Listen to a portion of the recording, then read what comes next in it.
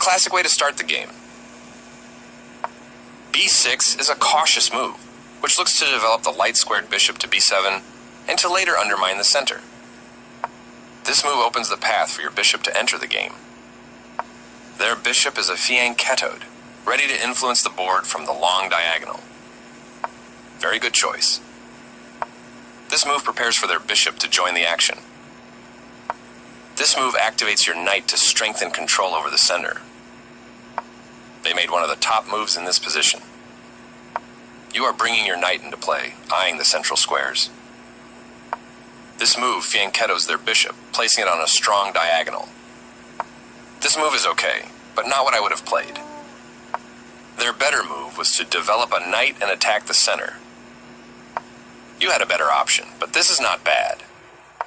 Their knight moves into the game. You allowed the opponent to force weakened backward pawns.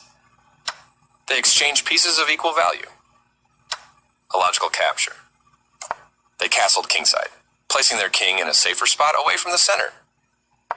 That pawn chain will help strengthen your pawn structure. Their better move was to centralize a knight so it controls more squares. Your best move was to develop a bishop and attack the center. A straightforward recapture. Your better option was to develop a bishop and attack the center. You permitted the opponent to prevent castling. A clear recapture. You allowed the opponent to win a pawn by eventually removing a key defender. Decent move, but they had a better one. This move doesn't hurt you much, but it doesn't help either.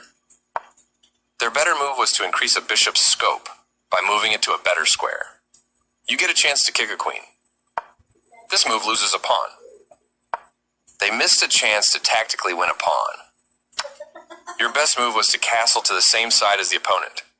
You allowed the opponent to prevent castling. Their best option was to prevent castling.